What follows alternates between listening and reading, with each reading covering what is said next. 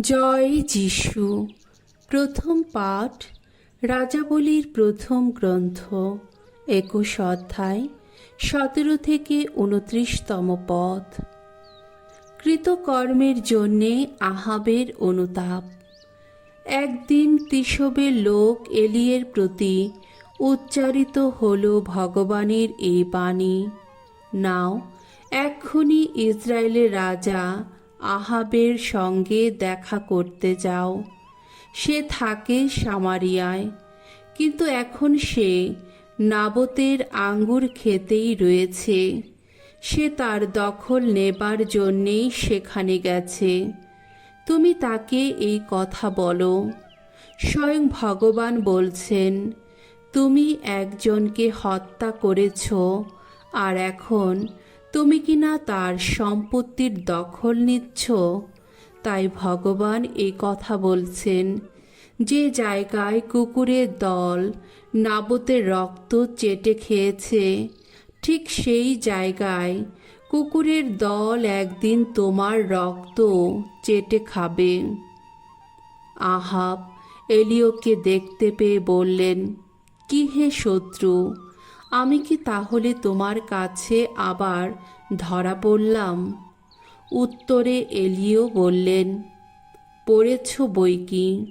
ভগবানের দৃষ্টিতে যা অন্যায় তেমন সব কাজে লিপ্ত হয়েছ যখন, ভগবান এই কথা বলছেন, শুনো, আমি এবার তোমার ওপর অমঙ্গল ডেকে আনব। আমি তোমার বংশধরদের ঝেঁটিয়ে শেষ করে দেব।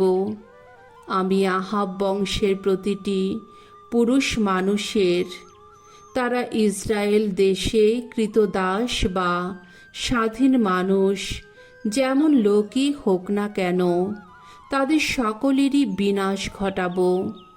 কেননা ইসরায়েলীয়দের পাপের পথে টেনে এনে তুমি তো আমাকে অতিষ্ঠই করে তুলেছ। তেমনি জেসাবেলের সম্বন্ধেও ভগবান কিছু বলেছেন। তিনি বলেছেন, জেসরেয়েলের মাটিতে একদিন জেসাবেলের দেহটা একদল কুকুরের খাদ্যই হবে। আহাব বংশের যারা মরবে শহরের ভেতরে, তারা সবাই কুকুরের পেটেই যাবে। আর যারা মরবে বাইরে কোথাও, আকাশের যত শিকারী পাখিরই খাদ্য হবে তারা। সত্যি তো আহাবের মতো কেউ কখনো হয়নি। ভগবানের দৃষ্টিতে যা অন্যায়, তিনি তো তেমন সব কাজে সম্পূর্ণ লিপ্ত হয়েছিলেন। তিনি তার স্ত্রী জেসাবেলের প্ররোচনাতেই তা করেছিলেন। ভগবান একদিন ইসরায়েলীয়দের সামনে থেকে উৎখাত করে সেই যে আমরীয়দের দেশ ছাড়া করে দিয়েছিলেন, তাদের মতো যত সব ইতর বিগ্রহের প্রতি আসক্ত হয়ে আহাব তো বহুবার নিতান্ত ঘৃণ্য কাজই করেছিলেন। আহাব যখন এলিয়ের ওইসব কথা শুনলেন, তখন তিনি নিজের পোশাকটি একবার ছিঁড়ে দিলেন, গায়ে পরলেন একটা লোমের কাপড়। তিনি উপবাস করতে লাগলেন। লোমের কাপড় পরেই শুতেন তিনি, হাঁটাচলা করতেন ধীর নম্র পায়ে। তখন তিশবের লোক এলিয়ের প্রতি উচ্চারিত হল ভগবানের এই বাণী, আহাব এখন কিভাবে আমার সামনে নিজের মাথা নুইয়েছে, তুমি কি তা দেখতে পাচ্ছ? সে যখন এইভাবে আমার সামনে মাথা নুইয়েছে, তখন তার বংশের ওপর সেই অমঙ্গল আমি তার আমলে ডেকে আনব না, তা ডেকে আনব তার পুত্রেরই আমলে। প্রভুর বাণী। ঈশ্বরকে ধন্যবাদ। সাম সঙ্গীত ৫১, ১ থেকে ৪ পদ, ৯ পদ এবং ১৪তম পদ। ধুয়ো, আমরা যে পাপী, দয়া করো প্রভু, দয়া করো। আমার প্রতি সদয় হও ওগো ঈশ্বর, তুমি তো করুণাময়, মুছেই ফেলো আমার সকল দোষ। তোমার কৃপা তো অসীম, ওগো আমার সে অপরাধ নিঃশেষে ধুয়েই ফেলো। মোচন করো আমার সে পাপের কালিমা। আমার দোষ, আমার ত্রুটি স্বীকার করছি আমি।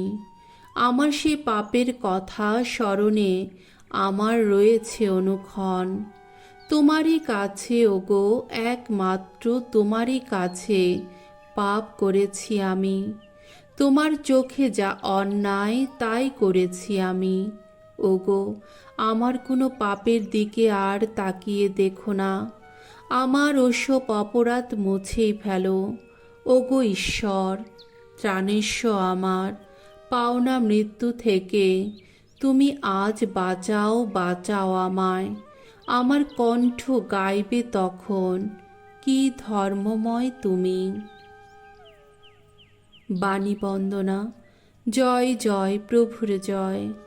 নতুন আদেশ দিলাম আমি, যেভাবে ভালোবেসেছি তোমরা সবে সেইভাবে পরস্পরকে ভালোবাসবে। জয় জয় প্রভুর জয়। মথি রচিত মঙ্গল সমাচার 5 অধ্যায় 43 থেকে 48তম পদ। শত্রুকেও ভালোবাসতে হবে।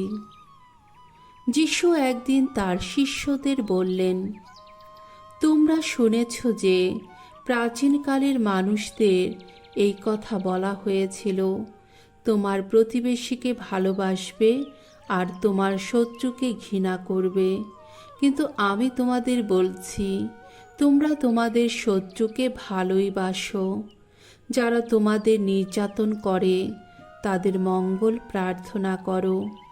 এইভাবেই তোমরা স্বর্গে বিরাজমান তোমাদের পিতার প্রকৃত সন্তান হয়ে উঠবে।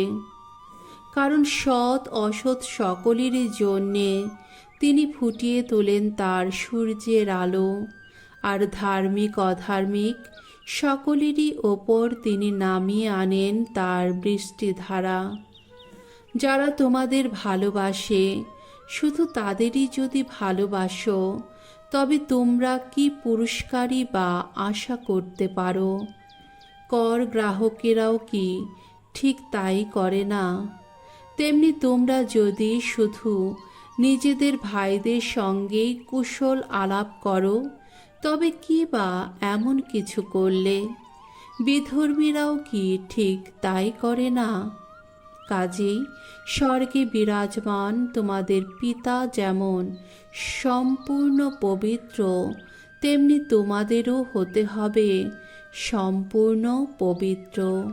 প্রভুর মঙ্গলময় বাণী। খ্রিস্ট প্রভু তোমার প্রশংসা হোক।